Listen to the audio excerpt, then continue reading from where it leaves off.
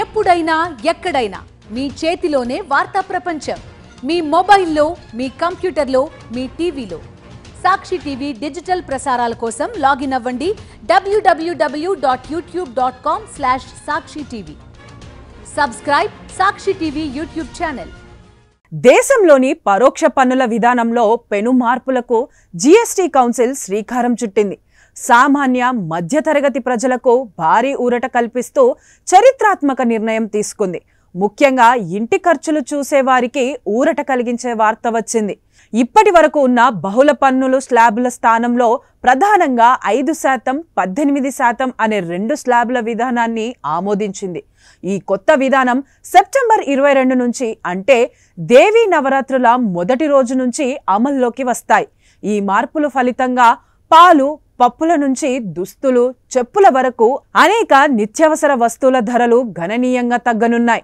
ప్రస్తుతం 12%, 28% పన్ను స్లాబులలో ఉన్న అనేక వస్తువులను కొత్త ప్రతిపాదించిన 5 లేదా 18% స్లాబుల్లోకి మార్చడంతో వినియోగదారులపై భారం తగ్గనుంది.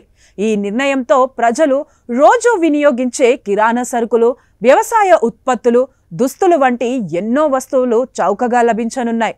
ముఖ్యంగా ఆహార పదార్థాలు, నిత్యావసరాల ధరలు గణనీయంగా తగ్గనున్నాయి. పాల ఉత్పత్తులైన ప్యాకెట్ పాలు ఇకపై పన్ను రహితం కానున్నాయి. ప్రస్తుతం వీటిపై 5% పన్ను ఉంది. కండెన్స్డ్ మిల్క్, వెన్న, నెయ్యి, పన్నీర్, చీజ్ వంటి 12% నుంచి 5% స్లాబుల్లోకి రానున్నాయి. పాస్తా, కార్న్ఫ్లేక్స్, బిస్కెట్లు, చాక్లెట్లు, డ్రై ఫ్రూట్స్ అంటే బాదం, పిస్తా, జీడిపప్పు, శుద్ధి చేసిన చక్కెర, మిఠాయిలు, కూరగాయల నూనె, నమ్కీన్, భుజియా వంటి ప్యాకేజ్డ్ ఆహార పదార్థాలపై పన్ను 12 నుంచి 18% నుంచి కేవలం 5%కి తగ్గనుంది. మినరల్ వాటర్, ఎరేటెడ్ వాటర్ అంటే చక్కెర లేనివి కూడా 18% నుంచి 5%కి మారనున్నాయి. బిస్కెట్లు, కేకులు, చాక్లెట్లు, కార్న్ఫ్లేక్స్, సూపులు, ఐస్ క్రీంలపైన 18 నుండి 5%కి తగ్గించారు.